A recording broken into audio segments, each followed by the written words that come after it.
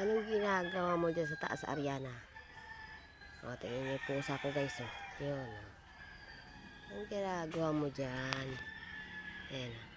O, may tinitignan siya sa taas, guys. Parang may balak na naman siya, guys. O.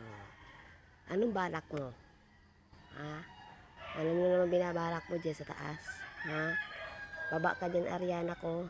Baba dyan. Gabi, baba dyan. Lagi siya yan, guys, nandito sa bubong. Kahit gabi, parang dagayan ako bakalutkot dyan sa bubong. Yung pusa namin na yan. O, pupunta yan doon sa may dulo. Baba dyan, baba. Baba dyan, baba. Dali, baba. Lagi yan dyan, guys. Parang may hinuhuli siya dyan eh. Lagi siya dyan sa bubong. Kaso nga lang ang ingay-ingay sa bubong. Kumakalutkot yung bubong. Trapal lang yan. Mabilis mabutas. Kaya pag umuulan, ang dami ng butas dahil sa kanya. Kinakalutkot niya yung mga bubong. Ayan siya. Ewan ko anong gusto yung kunin yan dyan sa taas. Dito siya dumadaan, guys. Ayan. Ayan. Diyan siya dumadaan. Ang pusa namin yan. Diyan dumadaan yan. Matalino yan eh. Diba alam na alam niya nagagalit ako. Imuyo ko yan. Ganyan yan eh.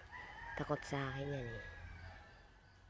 Ayan o. Pinapagayita ko siya dito mo. Nakayukulan siya. Pero bababa na yan mamaya. May hinuhuli siya kay sa bubong. Ganyan yan. Pag ano dyan sa taas may hinuhuli yan. Ayan. Ano, baba na. Baba na dyan, baba na. Dali. Baba na dyan. May inaabangan talaga siya, guys, dito sa puno. May inaabangan siya dyan eh.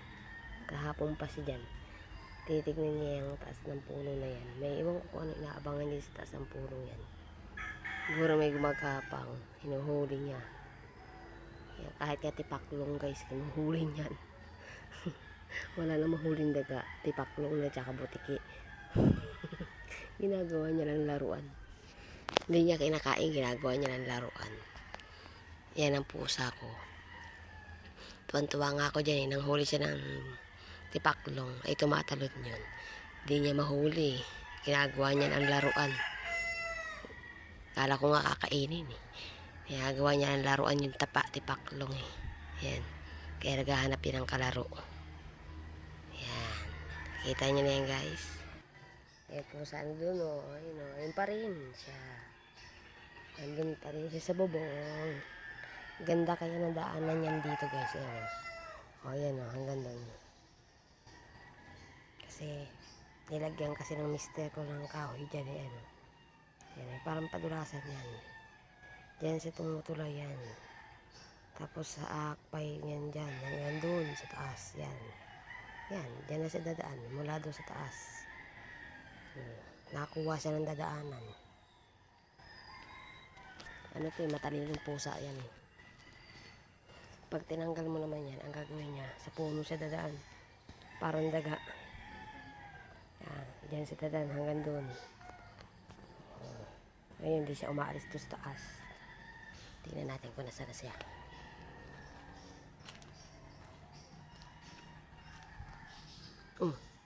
Ano? O na ba? Nakatingin siya sa akin? Anong ginagawa mo dyan, ha? May kinakain ka dyan, no? May kinakain siya, guys. Siguro may nahuli itong daga. Ayoko lang sa ano kasi mabaho, eh. Diba? Kita nyo? May kinakain siya dyan sa gas. Siguro may nahuli yan. May nahuling daga yan. Kaya ganyan.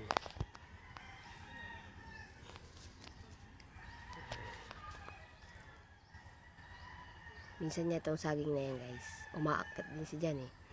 Yan, may nahabol siya. Yung butiki. Nahabol niya dyan. Mula dito sa bayuba. Hanggang dyan, oh. Yan. Hanggang dyan lang naman siya. Nahabol niya. Tawa kami ng tawa. Ang bilis niya tumakbo sa may saging. Kasi matatalas ang kuko ng mga yan eh. Ang bilis. Oh, nahabol niya yung butiki dyan. Ang kulit niyan eh. Pero ano siya guys, maamo. Mabait yan pusang yan, maamo yan. Hindi katulad naming isang pusa, mataray eh. Hindi ko alam kung saan yung mataray kong pusa. Ano siya ngayon eh, buntis. Buntis ngayon yun. Wala yung aking pusang si Layla. Ano yan, buntis yun. Baka mga anak na yung pusa na yun. Ayan guys. Hanggang dito na lang. Bye bye and God bless po sa inyong lahat. Thank you very much po.